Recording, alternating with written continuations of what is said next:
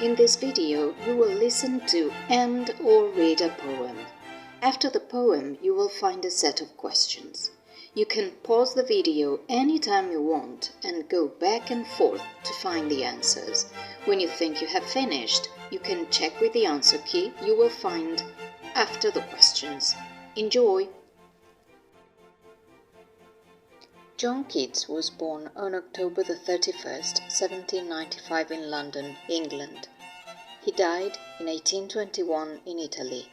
He was one of the great English Romantic poets. His poetry is full of imagery and sensuous appeal.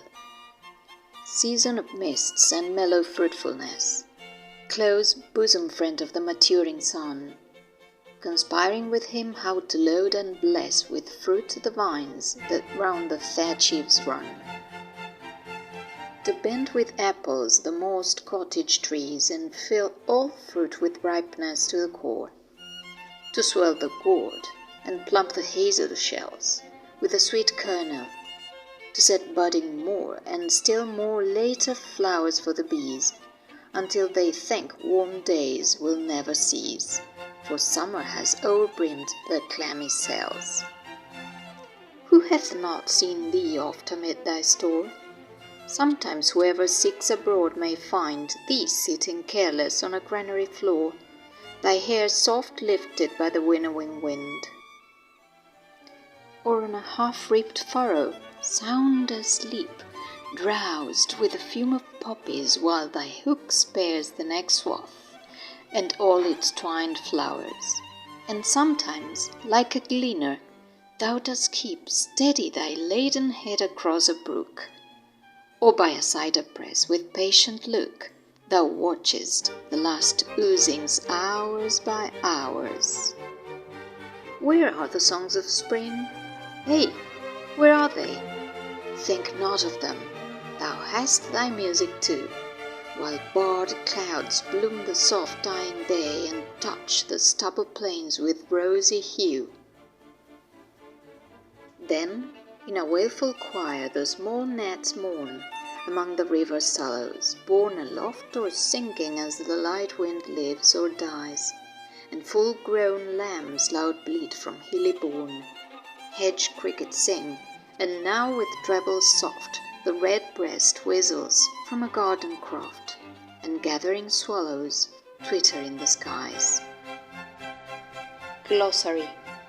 Thatch eaves, overhanging portion of a straw roof. Gourd, fleshy large fruit. O'erbrimmed, too full. Winnowing wind, using wind to separate chaff from grain. Furrow, long line or hollow which is cut into a surface. Gleaner, somebody who gathers something in small pieces, slowly and carefully. Laden, carrying or holding a lot of something. Stubble plains, plains in which a crop has just been cut.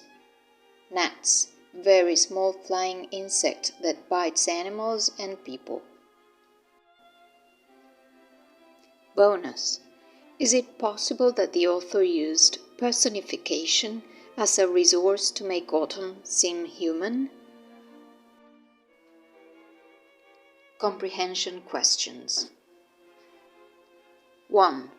Whose voice speaks in the poem? 2.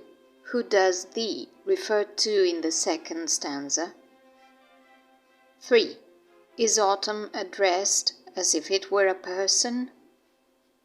4. Are the songs of spring important? 5. Are the last 4 lines devoted to flora or to fauna? Pause the video to think about the answers. Answer key. 1. The personas. 2. To autumn. 3. Yes, it is. 4. No, they aren't. 5. To fauna. Personal questions. 1. Do you regard nature as a living entity? 2. What does autumn convey to you? 3. What is your favorite autumnal color? This painting is Campfire, Oil on Canvas by MSRS Uncanny.